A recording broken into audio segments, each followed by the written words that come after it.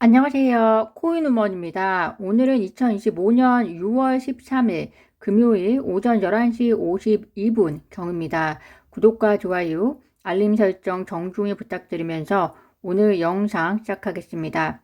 어제와 오늘 XRP 관련된 여러 가지 소식들이 쏟아지고 있는데 이스라엘의 이란 핵시설 선제 공격에 대한 소식으로 암호화폐 시장에 출렁거리고 있습니다. 이스라엘의 이란 공격 소식과 투자 시장에 미칠 영향은 향후 말씀드리기로 하고 리플에 대한 소식부터 먼저 말씀드리겠습니다.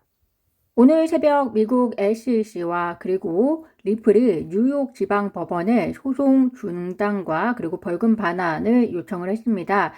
이번 요청은 두 번째 요청인데요. 말씀드렸던 바와 같이 6월 16일까지 미국 SEC와 리플은 항소법원의 합의 진행 상황을 보고해야만 합니다. 해당 보고를 해야만 하는 이유가 지난 4월에 미국 SEC와 리플이 60일간 항소 절차를 일시적으로 중단해 달라고 요청을 했었고요. 따라서 6월 16일에는 합의 진행 사항을 보고해야만 하는데 만약 그렇지 않을 경우 항소는 계속 진행이 되는 것으로 해석을 하실 수 있습니다. 미국 SEC와 리플이 6월 16일에 항소법원에 합의 진행 상황을 보고하기 위해서는 뭔가 보고할 내용이 있어야 될 텐데요. 토레스 판사에게 합의된 내용으로 판결이 수정이 될 수 있도록 승인을 받고 이것을 토대로 항소법원에 합의 진행 상황을 보고하려고 하는 계획이었습니다. 그런데 지난번 토레스 판사가 이와 관련해서 요청을 1차적으로 했을 때 절차적 하자와 그리고 공익에 위배된다라는 이유로 기각을 했었습니다. 따라서 미국 SEC와 리플이 다시 한번 충실한 내용을 준비해서 토레스 판사에게 승인 요청한 두 번째 버전이다 라고 보시면 될 것 같습니다. 미국 SEC와 리플은 리플의 미국 내 사업 금지 명령 철회와 그리고 리플의 벌금을 5천만 달러로 줄이는데 합의를 진행했고 토레스 판사에게 항소를 종결하고 또 양측 간의 추가적인 법적 절차를 피하기 위해서는 합의가 필요 조건이 된 예외적인 상황이 존재한다라고 설명을 하면서 이번 요청서를 제출했습니다. 비모건 변호사는 이번에는 토레스 판사가 승인할 것으로 예상을 하지만 만약 승인을 하지 않게 되면 리플은 중요한 기로에 놓이게 됩니다.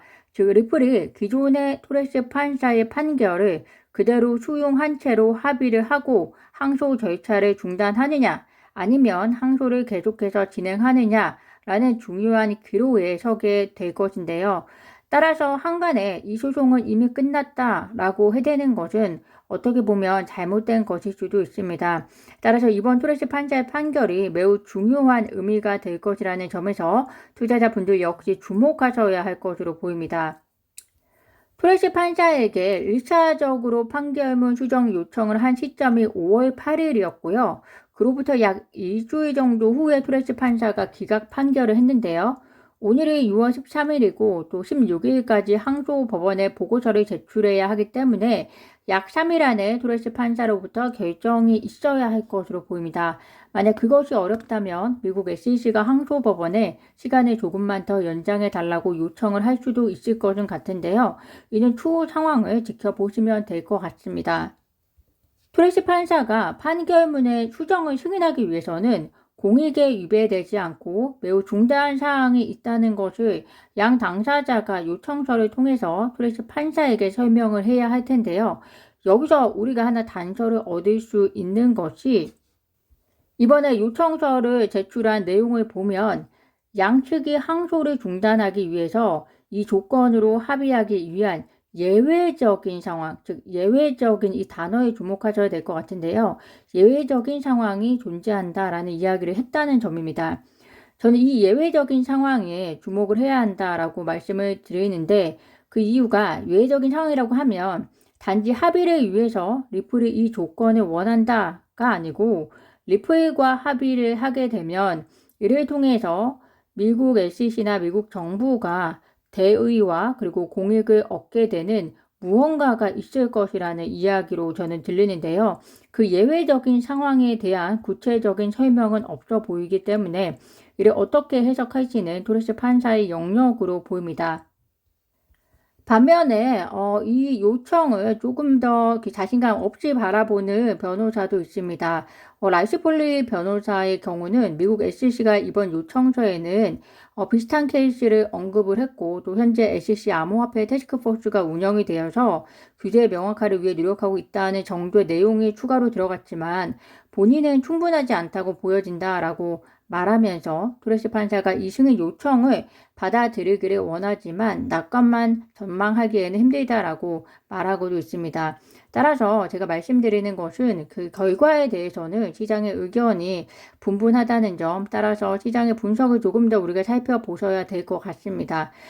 결과적으로 토레스 판사가 이 요청서를 승인하게 되면 이제 리플은 미국 내에서의 사업에 날개를 달 수 있는 것이고, 요청서 승인을 거부하면 항소를 계속 진행하거나 혹은 기존의 판결로 그냥 합의를 하게 될 텐데, 기존의 판결을 합의하게 되면 리플과의 사업을 진행할 결정의 주도권은 이제 미국 내의 기관이 가지게 될 겁니다. 즉 리플이 현재는 과거와 같은 행태로 사업을 하고 있지 않기 때문에 불법적인 요인이 없는데요. 따라서 토레스 판사의 판결이 새로운 형태의 이 사업 운영 형태에 영향을 미치지 못한다라고 생각하는 미국 내 기관은 리플과 사업을 할 것이고, 그렇지 않은 미국 내 기업은 사업을 하지 않을 것이다. 이렇게 생각하시면 될 것 같습니다. 리플 관련 중요한 또 하나의 소식은 USDC 발행사 서클에 의해 발표된 소식입니다. 엑사필 레저가 USDC를 발행한다는 소식입니다. USDC는 글로벌 2위 스테이블 코인이고, 또 리플이 서클을 인수할 계획을 가지고 있다라는 루머가 얼마 전까지 돌았었는데요. 그렇지만 서클이 IPO를 진행함으로써 이 루머는 사라졌습니다.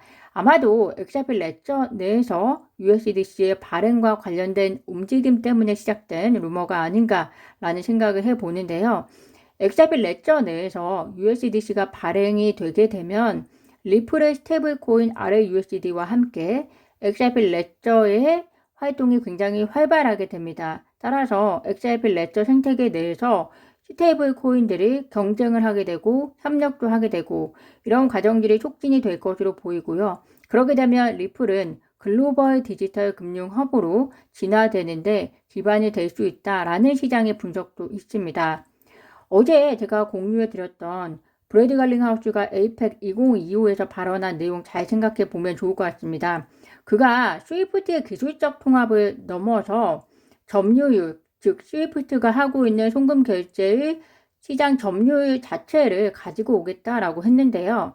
스테이블 코인을 통한 송금 결제가 상용화가 될 근접한 미래에 그 기반으로서 엑사필 레저가 움직이게 된다면 스위프트의 점유율을 가지고 오는 것이 현실화될 가능성이 높아질 것이라는 것을 우리가 연결해서 예상해 보실 수 있을 것 같습니다. 이러한 소식들 때문일까요? 리플과 XRP에 관심이 많이 가지고 있는 기업들이 생기고 있습니다.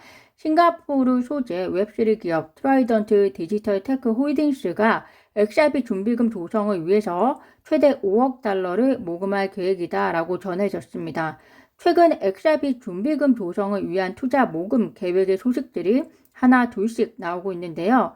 이러한 소식은 결국 리플에 대한 향후 전망을 긍정적으로 보고 있다는 간접적 증표라고 보여집니다. 오늘 제가 준비한 소식은 여기까지입니다. 오늘도 영상 시청 진심으로 감사드리고요. 구독과 좋아요, 알림 설정은 코인우먼에게 큰 힘이 됩니다. 감사합니다.